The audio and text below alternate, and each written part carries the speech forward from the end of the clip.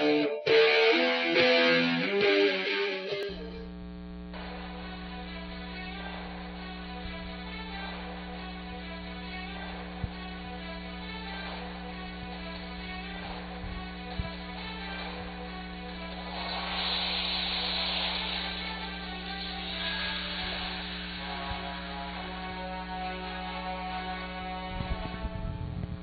guys, this is Ryan, your awesome video reviewer, and you know, I recently saw Iron Man movie, which is pretty sweet, and so I thought, hey, might as well review the game. Ooh, bad idea. This is actually a game that's bad, but not bad enough to be funny, like Target Terror. It'll still be funny, you know. Man in a metal suit. Sounds funny, I guess. Anyway. So we're gonna take you through Iron Man for the DS. First thing I want to say, this game's not gonna get a very good score, as you might know. They don't have. Well, I'll start off talking about the graphics. Let me take you through the first mission. I'll just zoom in on the top screen until I talk to you guys about the control, which then I'll show you guys how everything. Ooh, that's horrible. There you go. That's a little better. Okay.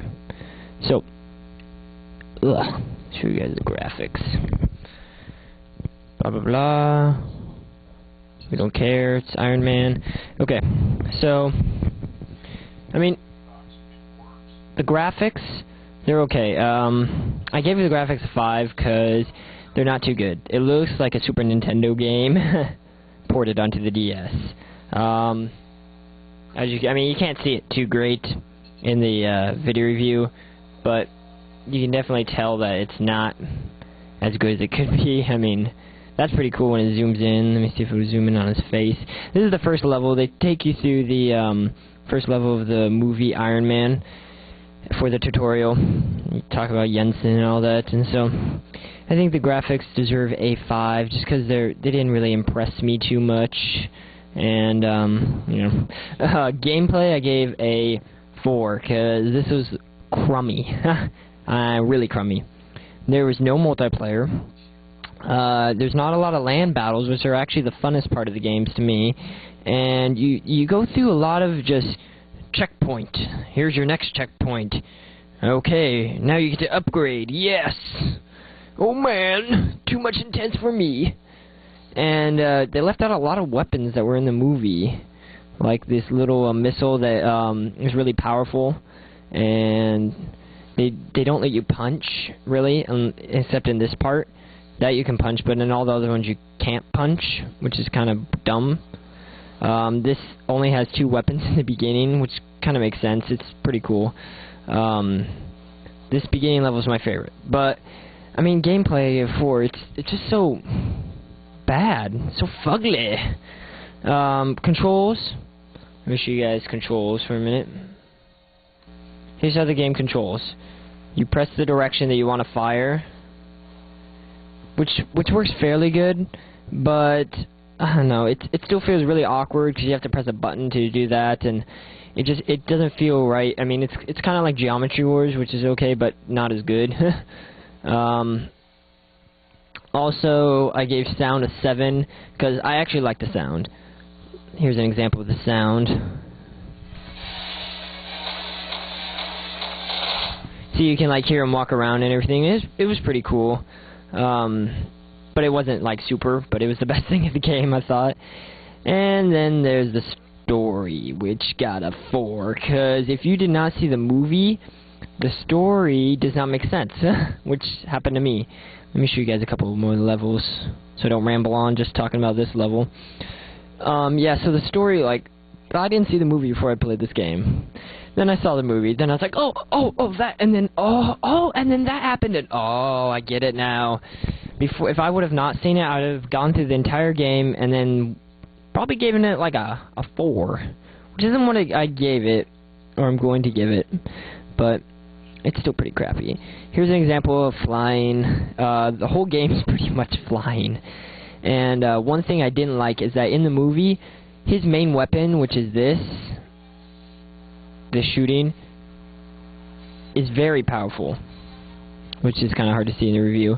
But his main weapon is very powerful in the movie. In the game, it takes...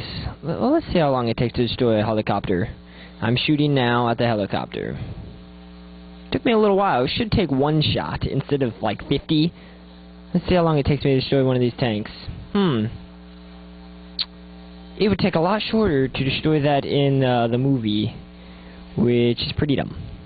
The game... I mean, a lot of it...